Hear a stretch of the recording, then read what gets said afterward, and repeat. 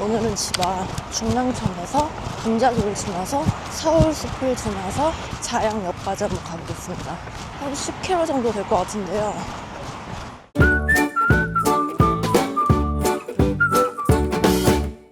여러분, 1km만 달려도 숨이 턱끝까지 차고 3km를 넘기기가 너무 힘들지 않으세요? 저도 처음엔 나는 언제 10km를 달릴 수 있을까 이런 생각을 정말 많이 했습니다. 오늘은 이제 막 달리기를 시작하신 분들이 지치지 않고 더 멀리 편안하게 달릴 수 있는 방법을 알려드릴게요. 왜 초보 러너는 장거리 달리기가 힘들까요? 가장 큰 이유 중 하나가 바로 속도입니다. 많은 분들이 달리기를 시작하자마자 속도를 확 올려버리거든요. 특히 자기 페이스를 잘 모르다 보니 옆에 뛰고 있는 다른 러너들 속도에 맞춰 나도 모르게 점점 빨라집니다. 숨이 차오르고 심장이 터질 것 같다면 그건 내 능력보다 빠르게 달리고 있다는 신호예요. 마라톤 선수들도 전 구간을 전력 질주하지 않습니다. 안정적인 리듬과 속도를 유지하기 때문에 42km를 완주할 수 있는 거죠. 결국 속도에 대한 집착을 버리고 내 페이스를 찾는 것이 장거리 달리기의 첫 단계입니다. 속도를 낮추고 LSD 훈련을 해보세요. 말 그대로 느리게 길게 달리는 겁니다. 옆 사람과 이렇게 편안하게 대화할 수 있을 정도로 뛰시면 됩니다. 좀 더 구체적으로 말하면 최대 심박수의 60에서 70% 구간을 유지하는 건데요. 최대 심박수는 220에서 내 나이를 뺀 값으로 간단히 계산할 수 있어요.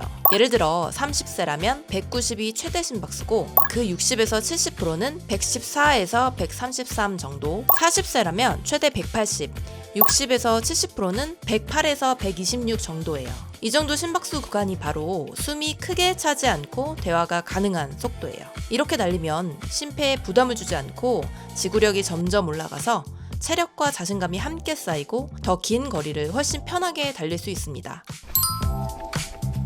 장거리를 달리고 싶다면 조금씩 꾸준히가 핵심이에요. 예를 들어 지금 가장 긴 거리가 3km라면 이번 주는 3.3km, 다음 주는 3.6km 이런 식으로 주당 10% 이내로만 거리를 증가해보세요. 그리고 일주일에 한 번 장거리 달리기를 하고 나머지 날은 평소보다 가볍게 달리거나 휴식하는 게 좋아요. 이렇게 2-3개월만 꾸준히 해도 10km 달리기가 가능합니다.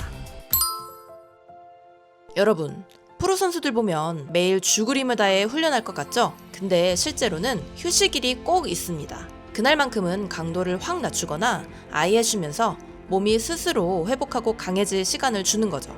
그래야 경기력도 유지되고 부상도 막을 수 있습니다. 달리기도 똑같아요. 매일 전력으로만 뛰면 에너지가 바닥나고 근육과 심폐기능이 제 힘을 다 못 씁니다. 그래서 휴식과 회복은 달리기의 일부이자 필수 과정이에요. 선수들이 휴식일을 통해 다음 경기에서 최고의 컨디션을 만드는 것처럼 우리도 달리기 사이사이에 휴식, 스트레칭, 가벼운 활동을 넣어 몸이 자연스럽게 회복하고 더 강해질 시간을 주면 좋습니다. 달리기도 사실 웨이트 트레이닝이랑 비슷해요. 처음부터 무거운 바벨을 들면 근육이 생기기는커녕 다칠 확률이 높잖아요.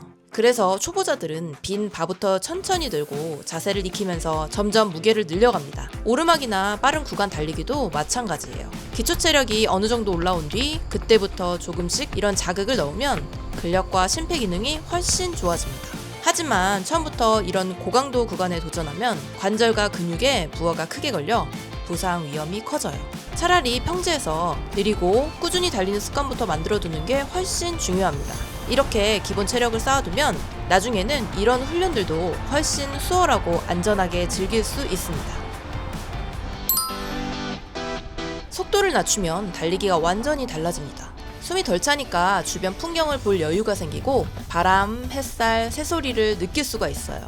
그렇게 달리다 보면 운동이 아니라 힐링의 시간이 됩니다. 이런 경험이 쌓이면 어느새 10km 그리고 하프 마라톤까지도 가능해질 거예요.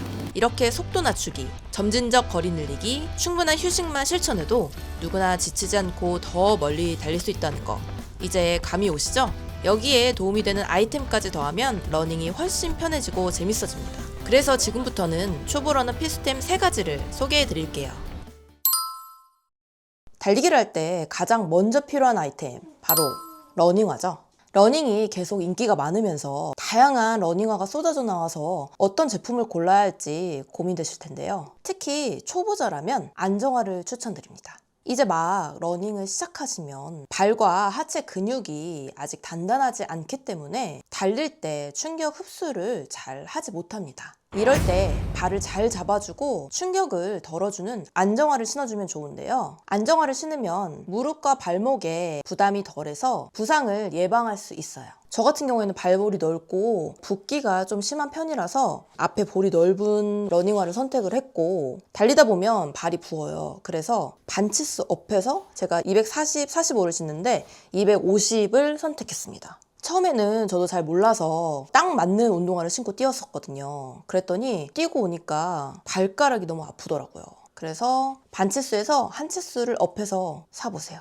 두 번째 아이템은 바로 이 스마트워치인데요. 스마트워치는 나만의 페이스메이커라고 생각하시면 됩니다. 거리, 심박수, 페이스, 칼로리 소모량까지 전부 확인을 할 수가 있고요. 내가 어느 정도 뛰고 있는지 존별로 확인을 할 수가 있으니까 LSD 훈련을 할 때 느린 속도로 내가 잘 가고 있는지 아니면 과부하가 걸렸는지 확인을 할 수가 있어서 좋아요. 특히 초보 러너이신 분들에게는 내 기록을 볼 수 있는 것만으로도 동기부여가 됩니다. 그리고 마지막으로 추천해드리고 싶은 아이템은 바로 이 러닝 조끼인데요. 저도 처음에는 핸드폰을 손에 들고 뛰고 이어폰 케이스를 호주머니에 넣고 달렸는데 너무 불편하더라고요. 벨트백이나 크로스백도 써봤는데 핸드폰이나 물통을 넣고 달리면 너무 흔들거려서 되게 불편했었어요. 그러다가 드디어 정착템을 만났습니다. 이 러닝 조끼를 착용한 지는 한 달이 좀 넘었는데 달리는 거리가 늘어나니까 챙길 것들이 많더라고요. 핸드폰, 이어폰 케이스는 물론이고 물, 신용카드, 버스카드, 카메라 배터리, 거치대, 셀카봉 이 모든 거를 이 러닝 조끼에 수납할 수가 있어요. 이 뒤쪽에는 이렇게 큰 공간이 있어서 이 수납을 이쪽에도 할 수 있고요.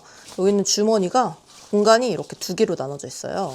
좀 부피가 큰 것도 충분히 들어가고요. 그리고 이 앞쪽에는 주머니가 두 개가 이렇게 달려 있어요. 그래서 이쪽은 지퍼가 달려 있어서 여기에다가는 좀 귀중품을 수납하기가 좋아요. 저는 핸드폰을 이쪽에 넣고 다니거든요. 뛰면서 핸드폰을 꺼냈다 넣었다 하기도 되게 편해요. 그리고 이쪽에는 물병을 넣을 수가 있어요. 이렇게 넣고 이렇게 달릴 수가 있답니다. 그리고 이쪽 스트랩으로 내 체형에 맞게 조절을 해가지고 고정을 할 수가 있어요. 그리고 이 러닝 조끼 자체는 굉장히 가볍습니다. 새끼손가락을 이렇게 들어도 전혀 부담이 안 가요. 너무 가벼워서. 또 이 메쉬 소재라 열기를 빨리 식혀줘요. 그리고 여기에 호루라기도 달려있어요. 무엇보다 제가 제일 만족하는 건 가성비예요. 브랜드 러닝 조끼는 10만 원대부터 시작한다고 해요. 근데 이 러닝 조끼는 2만 원대예요. 진짜 싸지 않아요? 이 가격에 이 정도 퀄리티면 진짜 가성비 좋은 것 같아요. 더 자세한 정보는 고정 댓글에 링크 남겨둘 테니까요. 참고하시기 바랍니다. 아직 러닝 조끼를 사용해보지 않으셨다면 한번 꼭 사용해보길 추천드려요. 진짜 달릴 때 너무 편해요. 자, 이렇게 장거리 훈련법부터 러닝 필수템 3가지를 소개시켜드렸는데요. 여러분도 천천히 꾸준히 달리기를 이어가신다면 1km에서 10km까지 충분히 달리실 수 있을 거예요. 오늘도 영상 시청해주셔서 감사드리고요. 건강하고 활기찬 하루 되세요.